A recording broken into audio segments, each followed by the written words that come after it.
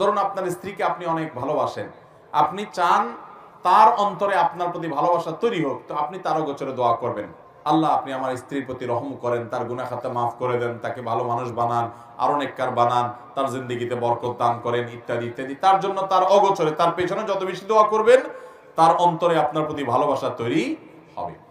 দ্বিতীয়ত, নবী সাল্লাল্লাহু আলাইহি সাল্লাম বলেছেন, তোমরা ততক্ষণ পর্যন্ত ঈমানদার হতে পারবে না যতক্ষণ পর্যন্ত তোমরা একে অন্যকে ভালো না বাসবে। আর আমি কি তোমাদেরকে বলে দিব না, যেই কাজটি করলে তোমাদের মধ্যে পরস্পর প্রতি ভালোবাসার সম্প্রীতি তৈরি হবে? সাহাবায়ে কেরাম অবশ্যই বলে দিন। নবী সাল্লাল্লাহু আলাইহি সাল্লাম বললেন, আফশুস সালামা বাইনাকুম, তোমরা তোমাদের পরস্পরের মধ্যে সালামের প্রচলন ঘটাও। অতএব বউকে ঘন ঘন সালাম দিবেন, সুন্দর করে সালাম নিবেদন করবেন। যত বেশি সালাম দিবেন তত বেশি কি হবে? ইনশাআল্লাহ মহব্বত তৈরি হবে। তাহলে মহব্বত তৈরির আরেকটা আমলও শিখাই দিলাম।